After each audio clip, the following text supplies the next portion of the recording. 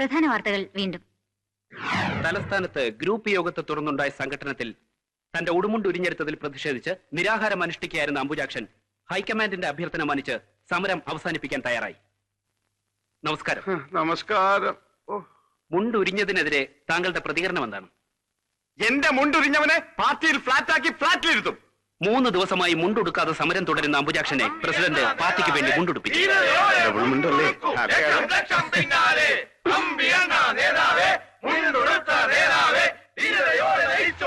ലക്ഷം പിന്നാലെ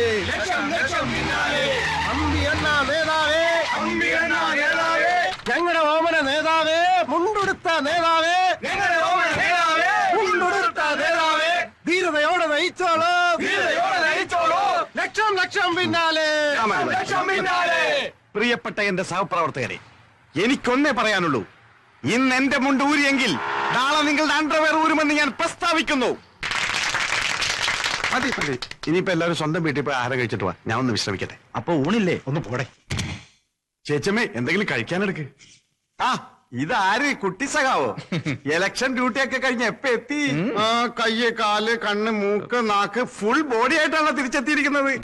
ചേച്ചിയമ്മയുടെ ഒരു ഭാഗ്യം. അല്ല, എത്ര പേരവിടെ കാഞ്ഞു? അവിടെ ഒരു കുഴപ്പമില്ല. കണ്ണൂരെ റിസൾട്ട് ഒക്കെ അറിഞ്ഞല്ലോ അല്ലേ? അറിഞ്ഞു. നിങ്ങളുടെ പാർട്ടി ജയിച്ചു. ചുമ്മാതല്ല, കള്ളോട്ട് ചെയ്തിട്ടില്ലേ? അനാവശ്യം പറഞ്ഞോണ്ടല്ലോ, ഒരു ഒറ്റ കള്ളവോട്ട് അവിടെ വീണിട്ടില്ല. അത്രയ്ക്ക് സത്യസന്ധമായിട്ടാണ് ഞങ്ങൾ ഡ്യൂട്ടി ചെയ്തത്. കണ്ണൂരിലെ കാര്യം അങ്ങോട്ട് വിട്. ബംഗാള് എന്തിന്? ചൈന കള്ളോട്ടിന്റെ പെരുന്നാളായിരുന്നില്ലേ? ചൈനയിൽ വോട്ടിംഗ്. മതി മതി, നിർത്ത്. ഇതൊരു നിയമസഭയല്ല. കറക്റ്റ്, അങ്ങനെ പറ ചേച്ചി. നിന്നോട് കൂടി തന്നെ പറഞ്ഞത്. കുഞ്ഞേട്ടൻ ഉണ്ടായിരുന്നപ്പോ ആ മുഖത്ത് നോക്കി എന്തെങ്കിലും പാർട്ടിക്കാരി ഇവിടെ സംസാരിച്ചിട്ടുണ്ടോ നീ? അതെങ്ങനെ സംസാരിക്കാനാ?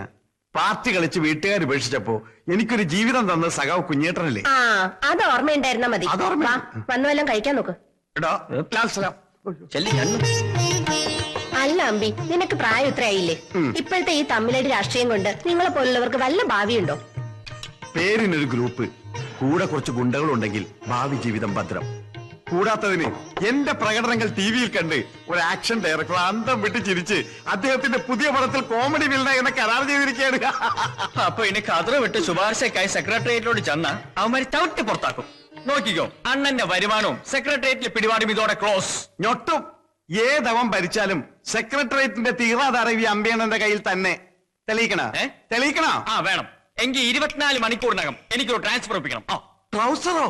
ഓ, ട്രൗസർ അല്ല, ട്രാൻസ്ഫർ. ട്രാൻസ്ഫറാ? കണ്ണൂരേക്ക്. എന്റെ അമ്മോ, ചുടുകാട്ടിലേക്ക് വേണോ? ഒപ്പിച്ചേരാം, പക്ഷെ കണ്ണൂരിലേക്ക് പറ്റില്ല. നടക്കോ ഇല്ലയോ ഇപ്പൊ അറിയണം. വെല്ലുവിളിയാണോ? എങ്കിൽ നടക്കും. സ്വന്തക്കാരനാണെങ്കിലും നിന്നെ വിശ്വസിക്കാൻ കൊള്ളില്ല. നീ മറ്റേ പാർട്ടിയാ. അപ്പൊ കണ്ണൂരിലേക്ക് ഒരു ട്രാൻസ്ഫർ. ഏറ്റു.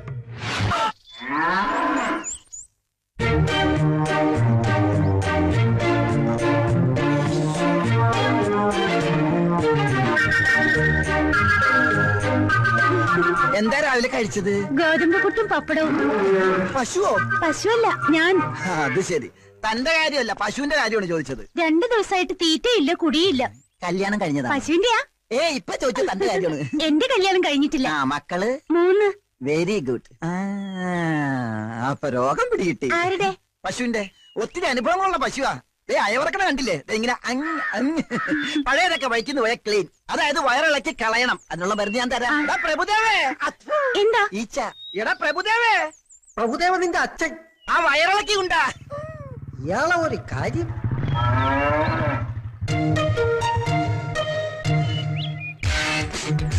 പ്രഭുദേവ ചേട്ടോ, ഡോക്ടർ വിളിച്ചത് കേട്ടില്ലേ?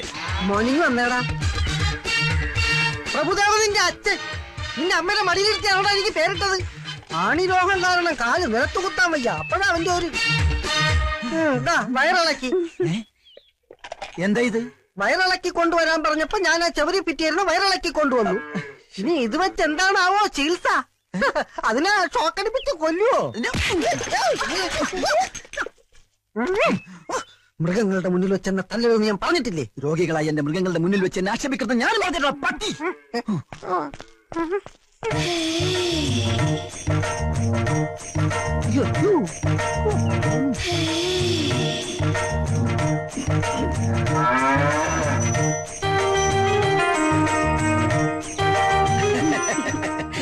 എന്ത് പറ്റി ചേട്ടൻ? പശുവിന് എന്ത് പറ്റി? നല്ല സുഖമില്ല. അയ്യടാ, ഒന്ന് അറിയിച്ചിരുന്നെങ്കിൽ ഈ ഡോക്ടർ സാർ നേരിട്ട് വീട്ടിൽ വന്ന് ചികിത്സിച്ചാനല്ലോ. എന്താ അസുഖം?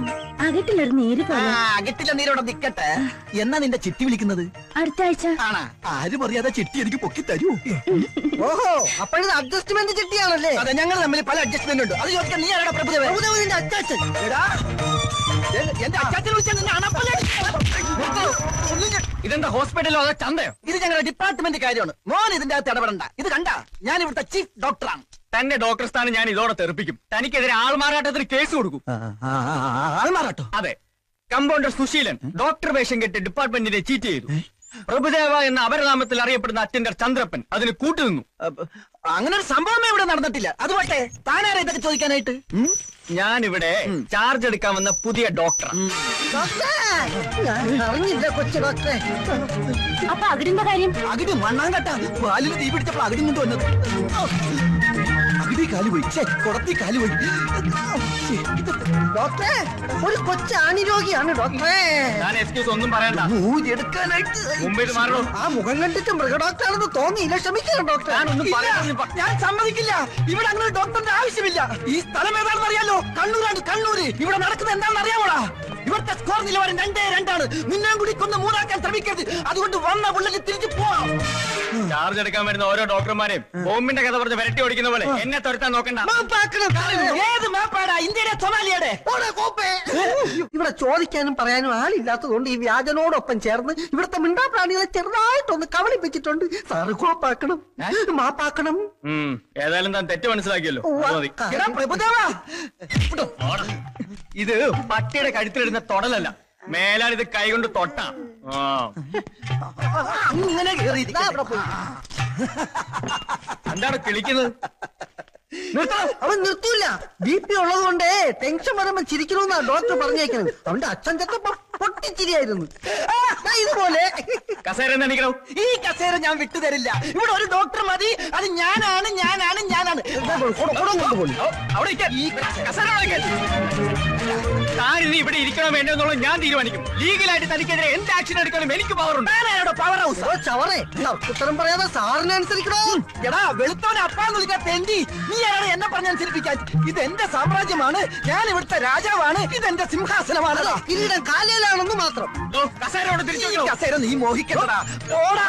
ഓടാതെ ചേട്ടാ ആ കൊച്ചു ഡോക്ടറോട് എന്റെ ചിട്ടി ചേരാൻ പറയൂ. പോടിയപ്പുറത്ത് ഒരു ചിട്ടിയും ചട്ടി പൊട്ടിക്കും ഞാൻ. മാറി നിൽക്കും രോഗികളെ. രോഗികളുടെ മുന്നിൽ വെച്ച് തന്നെ ഓടിക്കരുത്.